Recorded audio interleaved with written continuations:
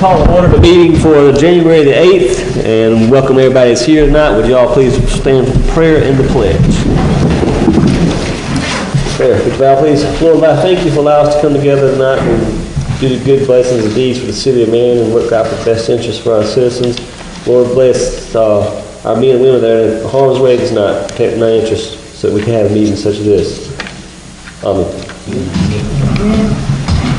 I pledge allegiance to the flag of the United States of America and to the republic for which it stands, one nation, under God, indivisible, with liberty and justice for all.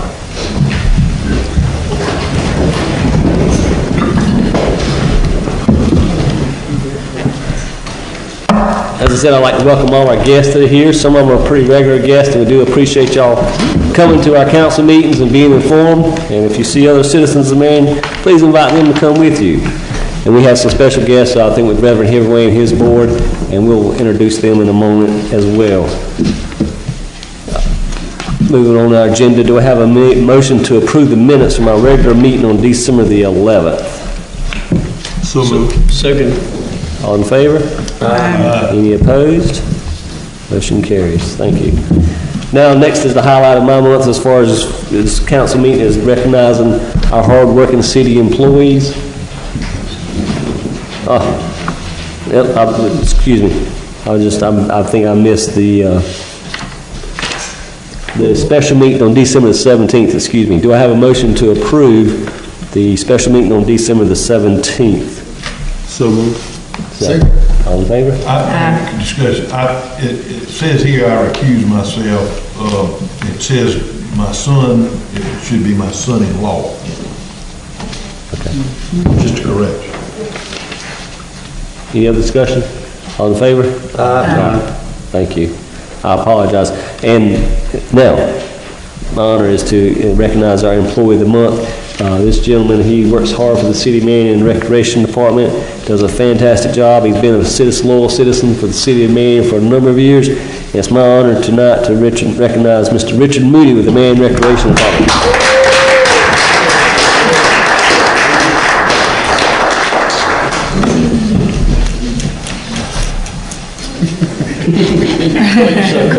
Most of y'all might know Richard. Richard worked for the City of Marion for a number of years.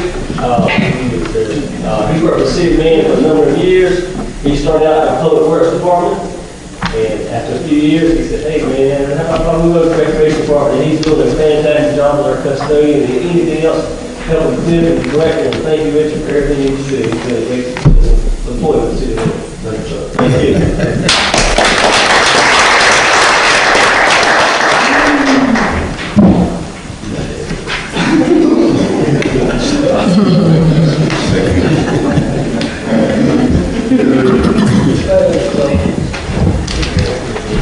And joking around with Richard, I told him, I said, you've been here a lot, you came in early this morning, so if you need to cut on out, that's perfectly good. They start early in the morning, and they do a fantastic job. All our employees do a great job. So if you see them out working, stop, tell them thank you for what they do. Next on our agenda is an award presentation by Reverend Hemingway. Reverend Hemingway, if you would come forward and introduce your guest if you want to, or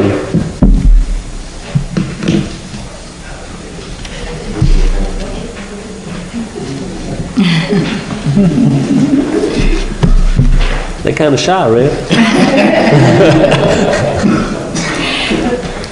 I know you're not. Greetings, Mayor, City Council members, and staff. Here tonight, my board of directors for 11 community nonprofit organizations. Our chairman of our board is Ms. Sherry Ford, vocational rehab business developer specialist. The vice chair is Mr. Patrick Richardson, branch manager of Wood Forest National Bank. He has not made it yet. Next we have board member Cheryl Brian Wallace, police chief Tony Flowers, assistant branch manager of Wood Forest, Ms. Carletta Green. At the 19th annual South Carolina, Carletta Green, right? At the 19th Annual South Carolina Woman to Woman Conference, we honored outstanding agencies, businesses, and organizations throughout Marion County. And this year, we decided not to honor individuals, but collectively a body of a group of people that are doing an outstanding job, not only in the city of Marion, but Marion County and surrounding areas. We want to publicly acknowledge your great works for the city of Marion as we take pleasure and respect in presenting you with these prestigious awards. Thank you for all that you do for the city of Marion, for the citizens, of all, regardless of race, creed, color, denomination, or background. This is a plaque, and it is from the 19th Annual South Carolina Woman-to-Woman Conference Banquet, recognizing the Government Agency of the Year for your professional government services. This is presented to the City of Marion.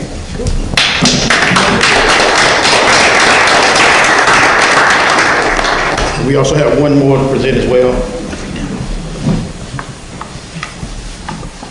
Okay, this is the 19th Annual South Carolina Woman-to-Woman Conference Banquet Government Agency of the Year Award presented to Marion City Council for your professional care, devoted services, and sincere loyalty for the citizens of the City of Marion and Marion County. We salute all council members.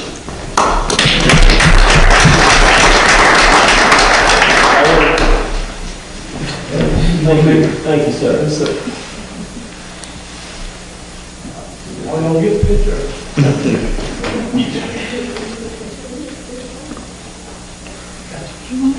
And if you don't mind, can I get all the board members up? Yeah. It'd be good to get everybody.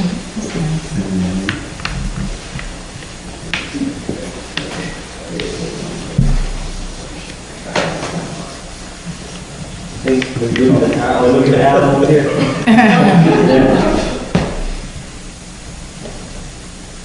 Need a wide angle lean. Thank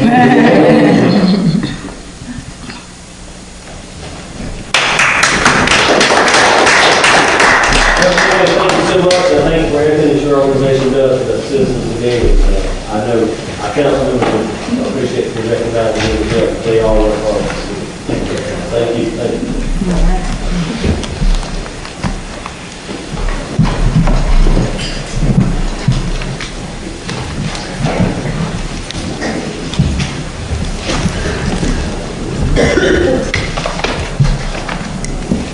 Next on our agenda is our audit, our annual audit from Kenneth Cobb and Company. And Ms. Brenda, I think you had the floor, and included in your packets, council members, or the audit report from Kenneth Cobb.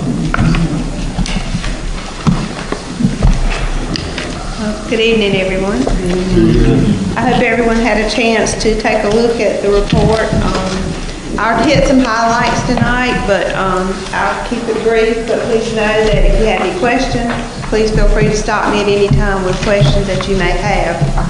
First of all, let me take this opportunity to thank council for allowing us to serve as your auditor once again. It was our pleasure. Your staff worked very hard to make this process a somewhat easy process, and to make your books very clean, and to make the process go very smoothly. And I want to thank them for all of their hard work. First of all, let's take a look at page 4 and 5. This is your independent auditor's report.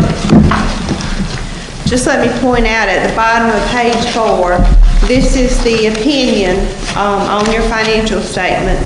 The city once again received what we call an unmodified opinion, or a clean opinion, which is the top opinion that you can receive.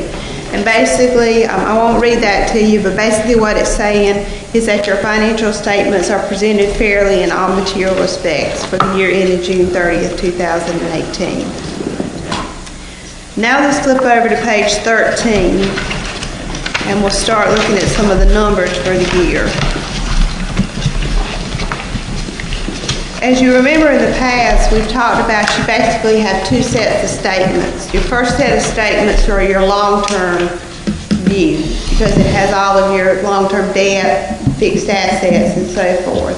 And it's also a very consolidated statement, because it includes all of the activities of the city in one column there. Your first item there, your cash, was at $4.6 million. And then you also had some restricted cash about in the middle of that first asset section at $1.3 million.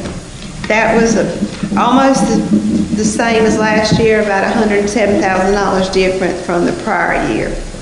You had total fixed assets of just under 8.5 million, which was down slightly, about 168,000, mainly down because of depreciation for the year.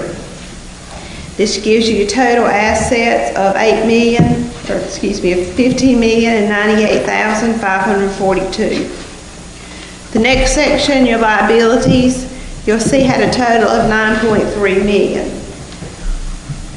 If you compare this to the prior year, you will notice that this number's up about 2.7 million. Now, I know you're saying, okay, we didn't borrow that money. And that's true, you didn't. We talked about in prior years how the GASB passes accounting standards and reporting standards with pensions, and it requires you to report a liability on your books. Well, they did something similar this year. They revised the OPEB standard, which is other post-employment benefits. It's basically health insurance for your retirees. What that resulted in, where you were reporting about $1 million liability for that OPEB liability, it increased it to $2 million, brought it up to a total of $3.6 million from $1 million in the prior year. So that was the big increase in those liabilities from the prior year. You also see right under that, you'll see pension obligations of $4.4 million. So those are basically two items right there of almost $8 million that are really things that aren't truly under your control other than setting policy. The OPEB you can influence just by changing your policy for what you pay for retirees. Pensions, you don't really have any control over. All that's at the state level. And the thing about these OPEB and even the pension obligations to a certain extent, all these are based on actuarial statements and actuarial studies. So they can be very, I won't say fluid, but they can change really with nothing that you've done. You know, there's a change, they make a change in a discount rate. They make a change in the mortality assumptions for your employees or your retirees. They make a change, you know, what they assume how long your employees will work, and that liability can change drastically. So your financial statements take a hit, and you've done absolutely nothing. So, I mean, you've gone through this the last several years, seeing those financial statements take a drastic hit. So I want to make sure you're aware of that. And where you really see that on these financial statements is that next to the last number there where it says unrestricted net position. And net position is basically just when you take all your assets minus all your liabilities. And that's your net position. Last year, that net unrestricted net position was a positive 551,000. Now it's a negative 2.1 million because of that OPEB liability that was added. You want to go through this thing? Or No, go ahead. I said stop me anytime. This was addressed a little bit last year. We kind of talked about it, but we didn't do anything about it. The only way to correct this, because generally accepted accounting principles dictates what goes in this report. Is that right? The pension you really have no control of because you're a member of the retirement system. right? But this OPEB. The only if we change some of the criteria that we have moving forward, that could cut this unfunded liability tremendously if we did that. Yeah, I don't know how much, what an immediate effect you would see by the changes you make, because it would depend on minimum. I know when we were talking earlier, there was talk about grandfathering in your current employees. Yeah, if we changed, we'd have to do that. Right, so you wouldn't see an immediate effect with them. It would just be your future employees. So, but yes, that would make a difference. But I'm not an actuary, so I can't tell you what the immediate effect would be. And I got to make sure, like on the pension obligation, we know the employees and we're paying into that pension, and once they retire, then they're on the state, and the state's obligated to make sure they're paying their pension. Right. correct. But we have to show that as a liability, even though we're not on the hook for that cost. That would be like saying that you had to come up with that money, but that is a portion of the total net liability of the state retirement and police officer retirement system. They're just, according to the accounting standard, you have to recognize your percentage. It's unfunded at the state level, therefore it rolls back to us. Right, they basically just split that out on all of their contributing entities. Right. So I'd like to ask you a question about something similar to what Ralph said. I know that we addressed this issue last year about, and it had something to do with making it smaller, but it would also entail taking away a lot of benefits from people that may have worked here for 30 years if they chose to. And so, No. We talked about everybody that was here would be grandfathered in. It would only affect new hires if we changed anything. Yeah. But we didn't change anything. It's like I said, you had an OPEB liability last year. It was just much smaller because when they first passed this, they basically kind of let you do it going forward. And then they just let you do what was accumulated in the past. They were kind of letting you add it on over like a 30-year period. Yeah. But then they decided, okay, that's not right because we're doing pensions one way and we're doing OPEB a totally different way. They wanted everything on a level playing field. Yeah. So they changed it to basically be accounted for the same way as the pensions are being accounted for. yeah. And I think it was more in tune with health insurance after a person retired.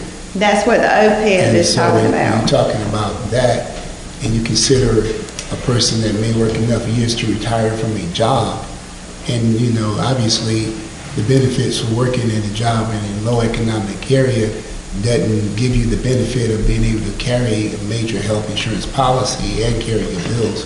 And so that's basically one of the reasons, the incentives that we have, people that will stay longer because of those concerns of long-term health. And that's why I think that's why we considered not pushing towards that as a result of not justifying the fact that we had the debt basically taking care of the people that work for the city. And that's why I think that we talked about that. Okay. Yeah. Continue. Going back to that net position there, you have three categories there. Your first category is net investment and capital assets, was at $8.2 million. Very little change from the prior year. And that's basically just all your fixed assets, less any debt that's associated with those. Then you have some restricted net position that totaled $422,000. And that's basically just what it sounds like. It's the portion of your net position that has some type of restrictions on it, that how you can spend it. The bulk of that is hospitality tax funds. And it's called restricted because you have guidelines as to what those funds can be spent on. And then we've already talked about the last category, the unrestricted. Now, like I said, this is the long-term view because of those fixed assets, things that you don't typically go out and sell to pay bills, and this long-term liabilities. Now, if we flip over to page 15, you have your balance sheet on the modified accrual basis of accounting. This is more of your short-term view. And you'll see here, this one is also broken down into funds, and we'll kind of look at the general fund and concentrate on it. But the first numbers there, like your cash, restricted cash, and most of the numbers you'll see are the exact same we saw on the other page. It's just you don't have those fixed assets and long-term debt, those long-term items on there. But we usually concentrate on your fund equity or fund balances because that's kind of like your net worth, the health of the city. The general fund had a fund balance unassigned with no restriction on it of $5.3 million. That's down slightly from the prior year at $5.4 million. It's a decrease of about $90,000. And I'll point out, and we'll talk about a little more in detail when we get to the income statement, but You did have a decrease to your fund balance, but if you remember, when you approved your budget, you had budgeted to use $579,000 of your fund balance. But so you basically only used $90,000 instead of the $579,000 that you'd planned on. And like I said, we'll talk about some reasons of why that number turned out better than you had budgeted when we get over to the income statement. Your hospitality tax fund there, your second column, has a fund balance of $357,786.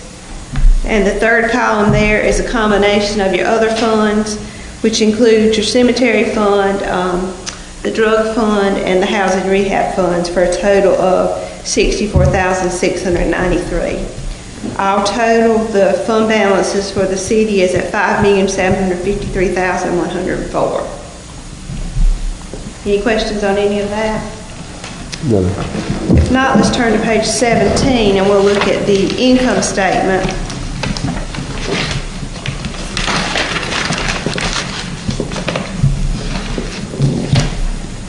You'll see there, once again, we're going to look at the general fund, the first column there. You had total revenues of $5.6 million, with the bulk of that, $2.4 million in taxes. You had expenditures of $5.6 million, and other financing sources and uses of $53,000, with the bulk of that being your transfer out to pay debt of $76,000. All total together, you had a deficit of $88,684, which reduced your fund balance. Now, I told you that you had budgeted to use $579,000. I looked back and tried to say, okay, where did the savings come from? Because in the past we talked about that, and there'd been like one line item that we could pinpoint and see. This year was a little different. It wasn't so much one line item as a lot of items that contributed to that. You did have some larger items in your business license collections. You also had some increases in your building permits collections. Your property insurance, you had some savings and a refund, about $23,000. You got about $49,000 in disaster assistance money from the prior years. I think some of it was the ice storm, and then you also had from Matthew. Storms are getting crossed over. And then you had a lot of savings in each department, like the rec department, the street department, and even the fire department, where you had turnover and positions not filled. Like the rec department had about $30,000 saved, the street department $60,000, fire department $27,000, and public works about $39,000. So all of those totaled up, that was about $350,000 right there that contributed to a better year than you had budgeted. Just let me point out that you do have another letter in here, a statement of government auditing standards. You had two findings on that. It's the same findings we talked about for several years. Inadequate segregation of duties and preparation of financial statements. What page is it on? Page 52. You have three levels of findings. You have material weaknesses, which is the worst that you can have, which basically says your financial statements could be materially wrong. You had none of those. You have a significant deficiency, which is just something that means that they're not as bad as material weakness, but they are severe enough that you need to be aware of it. And that's what your two are. And both of these are largely just due to your small staff size. And I've told you in the prior years that this is something that we see in just about all of the jobs that we work on, just because of in rural areas that we deal with, most places can't afford to have the size staff that you would need to get rid of that statement. Or if you could, is it really cost beneficial to do it? Yeah, I've been on the council since '89. It's been in there. Yeah. I think we might have one audit that we do in the building that doesn't have it. And I think that's only because they have an outside person that does some consulting work. Any questions? Just to make a clarification, because of the extremely good work that Ms. Patricia, our treasurer, does, we saved about $491,000 on what we had budgeted. And that is a lot of hard work by Ms. Patricia, making sure she follows up on our reimbursements from FEMA. And at every department meeting we have every other 2 weeks, even though our department heads have a budget, we encourage them, do your job. But we want to see if we can come in 3 to 5% less than our budget. And it's a testament to the great work that Ms. Patricia's done and all our department heads that, yeah, we had to dip into funds, but we saved $491,000 of what we anticipated. That is excellent. And I appreciate all the hard work from our department heads and Ms. Patricia for doing a fantastic job. Also, working capital, I think that's a number we need to touch on as far as that's too. Yeah, we talked about, we always compare the number of days. In other words, if you didn't bring in any more money for a period of time, how long could you operate? At 6/30/17, you had 362 days. So, and at 6/30/18, you're at 341 days. So you're pretty close to a year.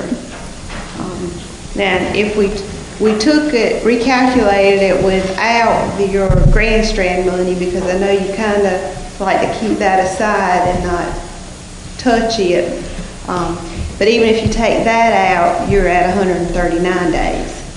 And most places recommend that you be anywhere from 1.5 to 3 months. So you're in a good position there. Wonderful. Thank you. Any other council members got any questions for Ms. Brenda? Appreciate what you're doing, and thank you for all the hard work. And then again, I want to reiterate, thank you, Ms. Patricia, for all you've done, and you save us money, and we appreciate it. And I appreciate our department heads for trying to stay within the budget and even saving money on their budget, and that's what we're looking for. We want you to do your job, but if you can figure out how to do it and save some money, that's even better too. So thank you so much.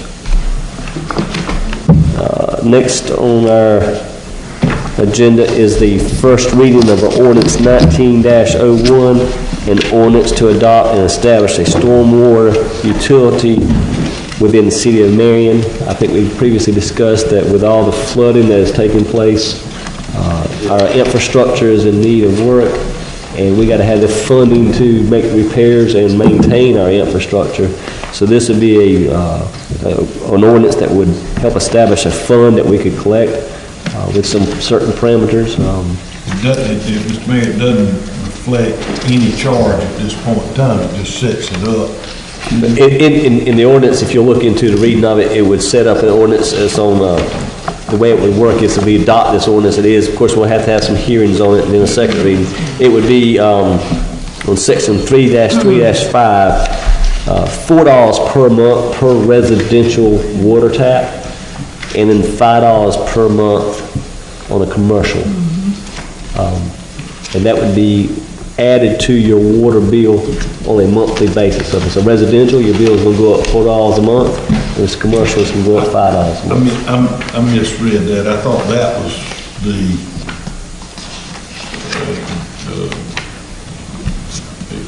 there's a copy. I thought that was a copy of Dylan's ordinance. Well, we're just going as adopting this as it's not the final part. It's the first reading. I just looked at the.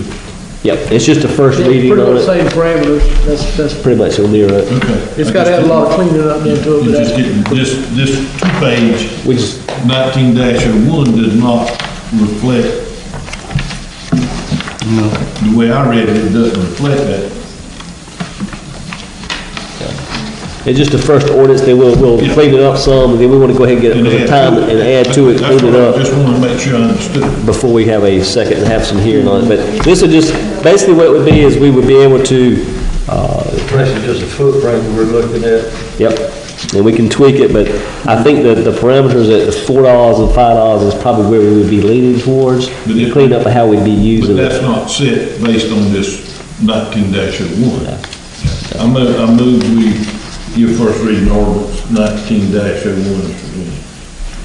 Second motion. Any discussion? All in favor? Any opposed? Motion carries. Thank you. Alan, Administrator's Report? As we had the audit tonight, and we had brought up in the past, and we had never got what I had prepared tonight, so we could go ahead and get the assistance council on the health insurance benefit. We'll talk about it again. I think I talked to each one of you individually last time, and I know some of the concerns were to have that benefit for our employees who have been loyal and dedicated to the city of Marion over many years. And basically, we wouldn't change anything that would affect any employee who is presently employed for the city of Marion. Everything would stay exactly the same. When we talked about it last year, there was a lot of concerns by several council members, and like I said, it was to have a benefit for the employees who were loyal and dedicated and stayed for a lot of years. As you can see in the highlighted portion, our health insurance is, in my opinion, and from what I've seen other municipalities do before the Affordable Care Act even came out, this has always been a very, very liberal policy where you only had to work 10 years here and have health insurance the rest of your life. So what we've come up with, again, after speaking with several of you over the past several months, is if you look at the highlighted area, number A and B would pretty much take care of itself because, as you know, with the state system, a lot of that's changed on its own. They got what's called the 90 rule now, where you got the age plus your years, you got to equal 90 before you can retire full benefits. So just working 28 years and being young, won't qualify for the state anymore. It's got to be 90 to get full benefits. So A and B is pretty much going to take care of itself. The part we have to work, our council would have to look at is this 10-year requirement. So that if an employee did come here and work 28 years, right now, that last 10 is all he's got to work with the city of Marion, and he would have health insurance until he turns 65. And then at 65, he would get a supplement for Medicare. And this is what we're proposing to change that 10. Explain that to me again. I didn't get it. Okay. Right now, today, an employee can work 28 years. Okay. And only the last 10 of those years will have to do with the city of Marion. He can work so 18 he can work years someplace else for 18 years, and then come here and just work 10 years, and we pay his health insurance. So he turns 65, and at 65, we pay a supplement for his Medicare. That's right. So Till you die. Till you die. And so I got that one. So what we're actually looking to do is to increase the number of years that a person would have to stay here in order to have health insurance. Those last years. Those last years. So they work over in Mullins for 18 years and say, hey, I'm going to come to Marion. We can work in Marion for 10 years and Marion's going to take care of them for life. No, that's not. That's the way it is now. Okay. What we want to do is say, you work over Mullins for 18 years, or 8 years, and you come over here and work loyal for Marion for 20 years, then we're going to take care of you. And so what you're saying is, if an employee stays here 20 years, then we would be more apt to give them health insurance and pay their stuff. Well, Their we'll last continue. 20 years It's with Marion. with the city of Marion, correct. That would be what the council. It has to be their last 20 years of their work experience. And this would only go in effect till we would, It wouldn't say anybody's on the payroll now, starting physical years. New employees. And so in other words, if a person's last 20 years is here consistently with Marion, then we are more apt to help them with insurance. We would. That sounds reasonable. Yeah. But, just to eliminate it totally, that would, I don't think that's reasonable. No, everybody that's here now, That's what nothing we talked about changes. earlier, that Just we're new going to employees. get to a point that we would eliminate anyone that, from this point on, for any benefits. And I did think that would be a reasonable conclusion for a person to spend 20 years here at the last part of their career and then expect no health insurance at all. And so I agree more with that than I would ever agree with the other. We already changed it though, that at 65, we wouldn't carry a full policy on them, we'd only pay for the sub. That's what it is right now. That's right. Now what, you know, and in talking to everyone, like I said, we wanted to protect the loyal, dedicated employees with 20 years of service. And I think that's what this will do. Now, the other thing, and what we're trying to do is bring that actuary down so that it does show up on the books. And Ms. Rogers is exactly right. This is something that's not going to show up next year, next 3 or 4, 5 years. But 10 years down the road, it'll start showing. Well, over 30 years, it'll surely start showing. In 30 years, it will show, for sure. But over time, it'll show because the actuary is going to look at what's going on right this minute, what's going on next year, and out into the future. But if we don't do something, it's going to continue to go. Yeah, $2.2 million. That's if the health industry keeps moving in a negative direction. Well, hopefully the health industry will not continue to move in a negative direction for 30 years. I don't project that our health insurance industry will continue to go down over 30 years. I project that the country will find a way to make our health insurance move forward. However, let me say this. The only thing I stress is that I just don't agree with, you know, like that 20-year deal where a person has worked for you 20 years and then they are out the door and they're sick, they don't have any health insurance. I just can't go along with that. No, they've never said. I'm not saying that. We discussed that last year. Yep. I remember the discussion. I'm not suggesting anything other than that. I like the fact that to be modified helps everyone, you know, understand that this is being fair to the people who might stay here, and it gives a person enough incentive to stay here, because if I'm working here and I'm a good employee and someone else gives me an opportunity to work 20 years with them with health insurance and someone doesn't, then obviously your better employee will go where he's going to have the better opportunity. And so to give the people in the community who need it most, who gives the most to the community who's in these storms and all these other areas and saving our lives when we need them, then we cannot. No, we're not advocating. We were just saying 20 years with us and we take care of your health insurance till you reach Medicare. I think you need to realize too, though, we got unfunded liability of $2 million out there. And I believe that somebody being the taxpayer has got to pay for that. Yeah, but the employees are taxpayers too. And I believe that as the city grows, we can guide our city direction that it can be more solid. Obviously, you know, economically right now we're in a bad position, but we were not in a bad position 30 years ago. I don't think that our city continues to grow. I think I go down. I think I have an optimistic view of the city and the growth of the city. I think that's why we're here. And I believe that as long as we can take care of them, that should be something we should consider. So yeah, on the 28 years, that would be, so the last 20 years would have to be the city man. He could work 8 years somewhere else as a younger person, then decide to become the city man. His last 20 years would have to be the city man. And, you know, those 20 years with city man, that he would be eligible for the health insurance when he retired. Mr. Mayor, you making a recommendation for that. Right. All right, Mr. Mayor, you looking for us to take action on that tonight, or you want to give us 30 days? We can take 30 days and look at it and then bring it back up for discussion, maybe a motion at the next council meeting. Unless council wants to make it. Okay. That, like I said, that's the portion on the 28. Now, on the 25-year retirement employees, that's your police and fire. There's no age restriction on them in the state. You know, 25 years. No changes for those. They can retire regardless of age. If they're 48, 45, 43, they go home. They got full benefits. My recommendation would be the same thing for the police and fire. Those last 20 years would be with the city man. I think that would be fair. Yeah. And then on the Medicare supplement, with the changing in affordable care, I think that's probably something we probably need to be not funding anymore for new employees after whatever they council us out. You know, none of this will affect the present employees. It will just affect new employees. But I think those are the three biggest things we need to look at. And it will help bring the actuary, when it's done, it'll bring that down over time.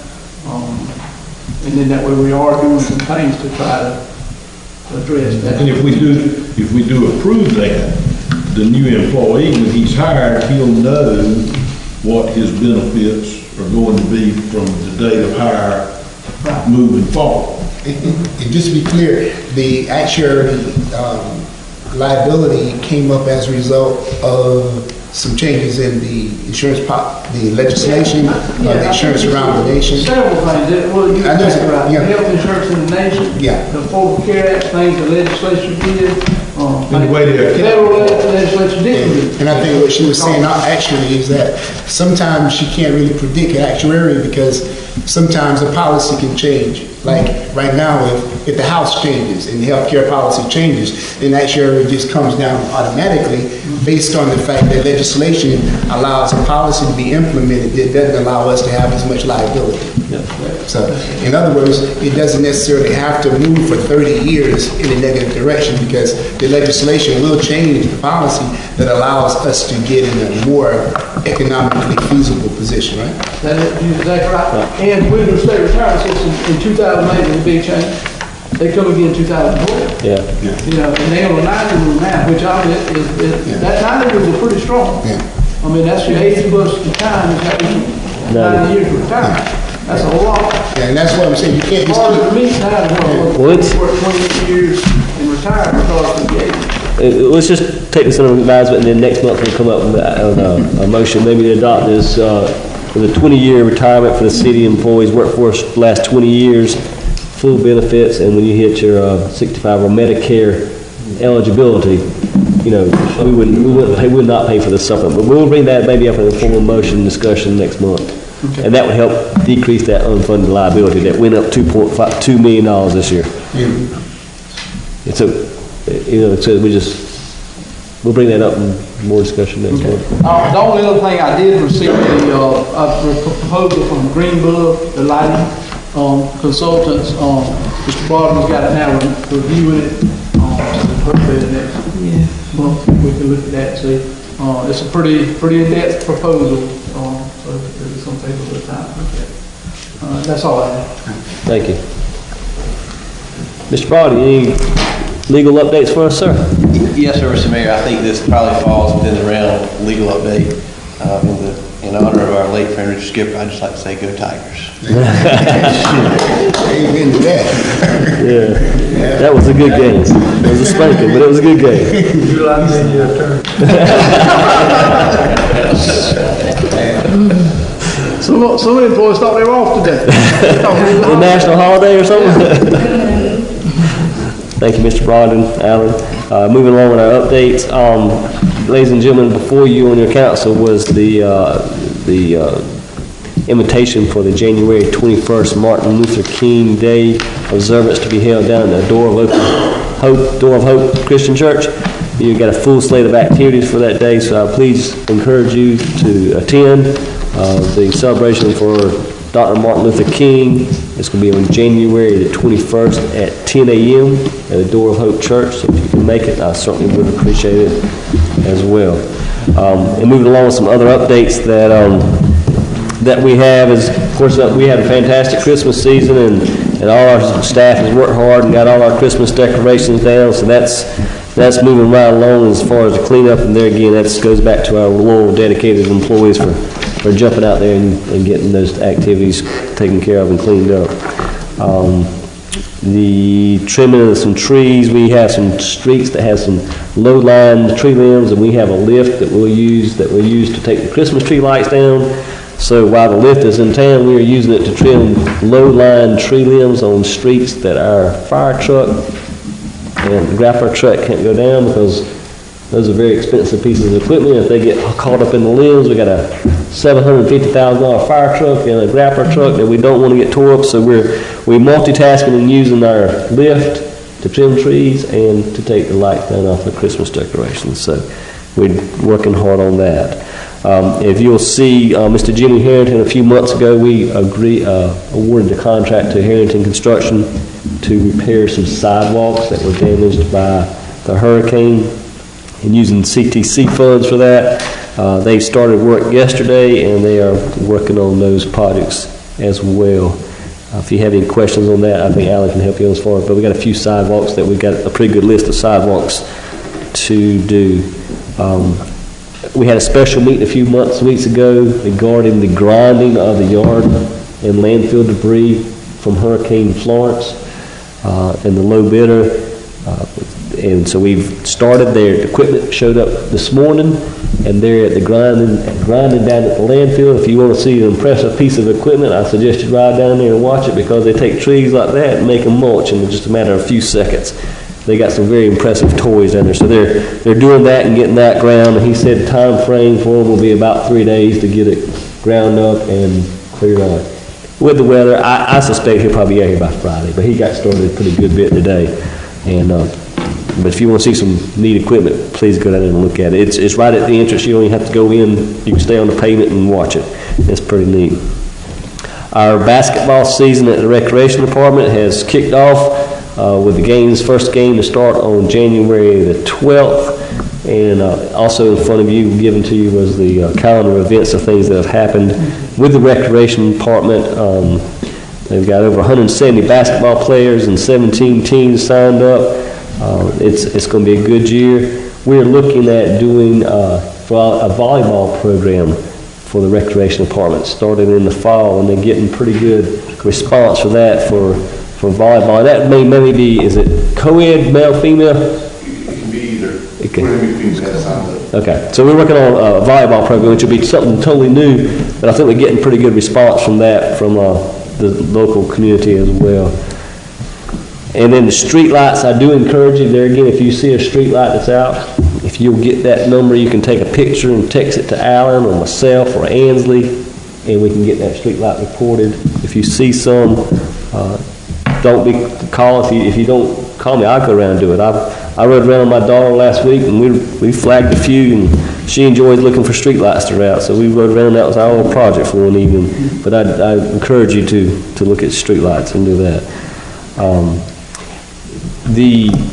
We talked about our trash pickup. We have these flyers made up for the white and brown goods. White and brown goods will be picked up on Wednesdays and Thursdays. We distribute these flyers to the churches as well. And there again, white and brown goods could be appliances, couches, couches, appliances that we pick on Wednesday and Thursday. And then we can take those items directly to the county landfill.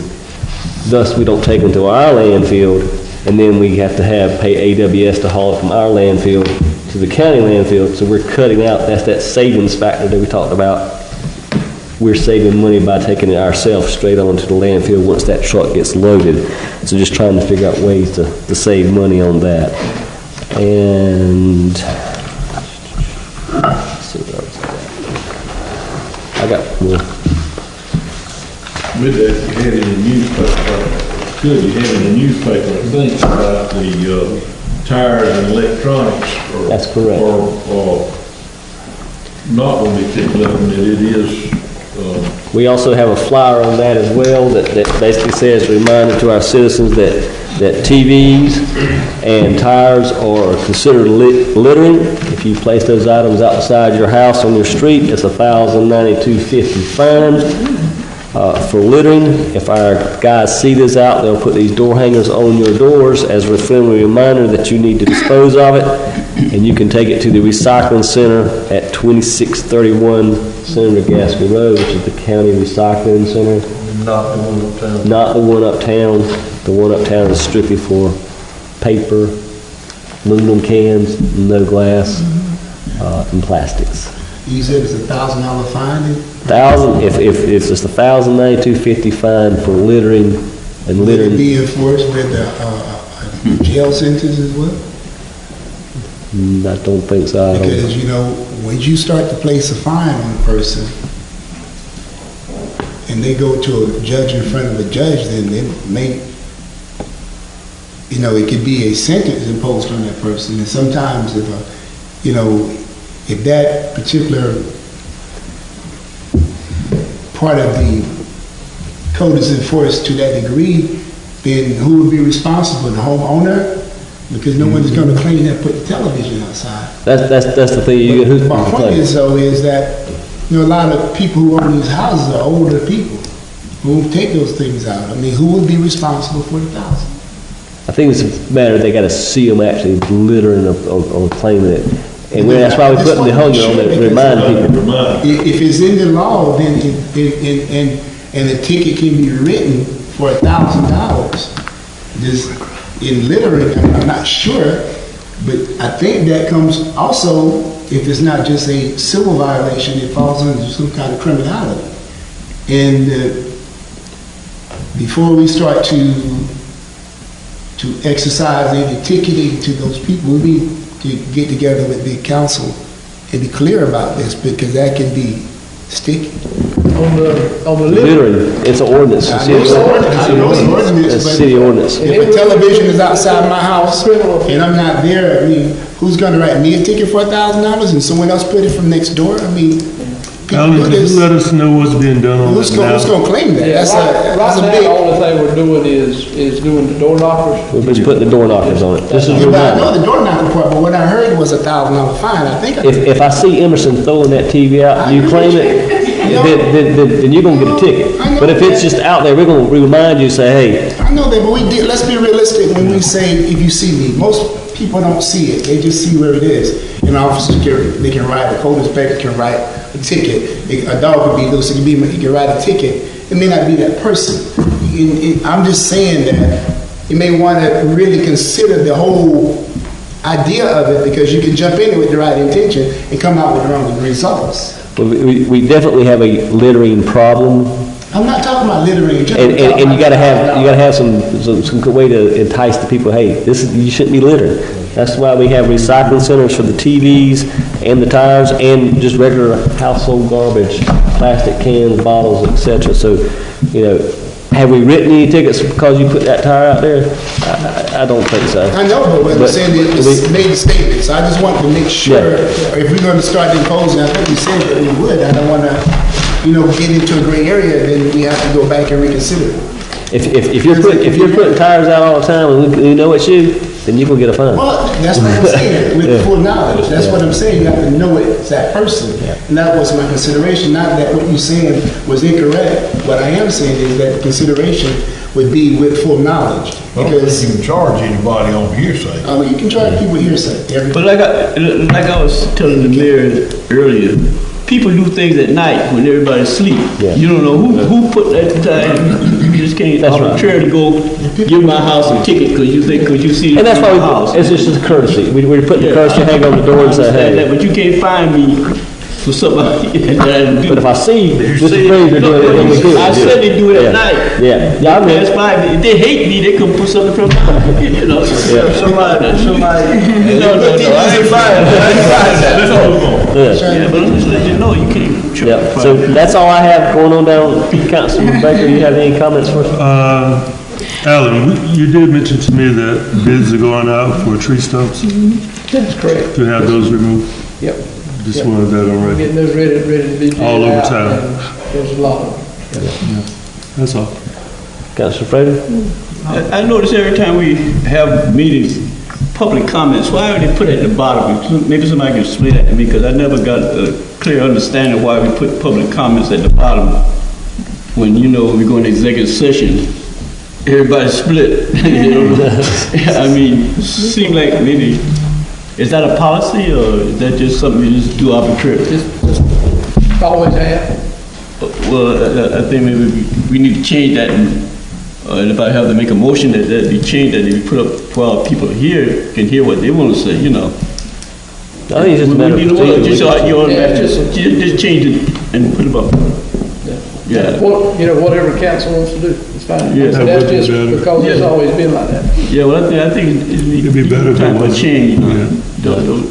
We can handle that. All right. Councilman Axel, you come in? No, Councilman Axel? Councilwoman Tass? Good evening, everyone. I'm really not feeling well today. First, I would like to thank everyone that was instrumental in making our Rise Above It All coat drive part 1 and 2 successful. Thank you to our rec director who stepped in at the last minute and did a great job setting everything up for us. All we had to do was come in and get everybody registered and let them shop for free. And just thank you so much. Also, we're in the process of implementing a crime watch program for District 5. It's called QAD, which is Citizens United Against Crime. QAC, exactly, CUAC. And it's a proactive way to educate our citizens about crime watch and prevention, keeping everyone safe, and also educating them on ways to report crimes, because we know that many people want to remain anonymous, and we respect that. So it's just a way to get all of us involved. We know that we can't stop crime, but we're willing to do everything within our powers to reduce it if we can.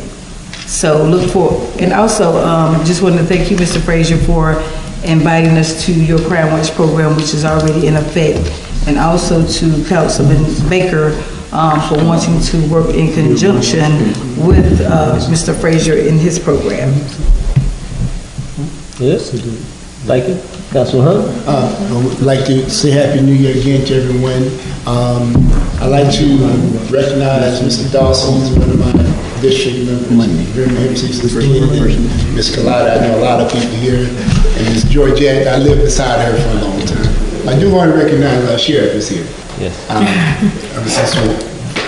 Our sheriff is here. So, and Mr. Brian Wallace, he's actually doing such a fantastic job throughout the county. I know you stretched every time I see him. He's going from one meeting to another meeting to another meeting, and you know. Thank God for you. Thank God for the work that you do for our county, and God bless you. With that being said, I'd just like to reiterate what Ms. Councilman Lewis has said as far as, I'm sorry. You politically not correct. I did correct him. That's Councilwoman Lewis, I'd like to just stress our importance that we've been having a lot of crimes, and it's been all over the news. And me and the mayor had talked about some things earlier that we're trying to get together so we can try to reduce some of the accumulation of people that in certain areas. And I thank you for calling me on that issue, Mr. Mayor. And also I'd like to congratulate our city employees and the mayor and Ms. Damons for saving that $470,000 coming in the budget. You know, you're an insurance man, so I know you're always thinking about, you know, that bottom dollar. And in other words, I'd like to do one thing. I think Ms. Georgette has something to say to Ms. Lewis. Personally, I'd like to yield the rest of my time, Ms. Georgette. Thank you. Just want to thank Ms. Lewis for doing such a wonderful job on Coach Drive. Thank you for my parents and our students. You're so welcome. Thank you for personally coming out. Sometimes people think that, and money does have a lot of weight, but that means more to me, you coming out, taking time out, than any dollar. So thank you so very much. Yes. Mr. Mayor, I'd like to clarify something. That's not my Crime Watch program. That was organized by Dolly Boyd. Yeah, Ms. Dolly's the president of it, but it was organized by, what's his name? Urban Woodbury. They do a great job. Ago, yeah. Both of the crime watchers do a fantastic job. She should get the credit because she's carried it on, not me. Yeah, I'm a member of it. I don't want to get the wrong understanding here. Well, actually, we just received the invite. Yeah, I invited him to come. This is something they had to But thank you, Dolly. You know, I think the world of you, so thank you for all that you do. Any other comments? Before we adjourn, I would like to thank all our guests and Sheriff. You're always welcome to come. And I have a motion to go into executive session. So moved. Second. All in favor? Wait, discussion.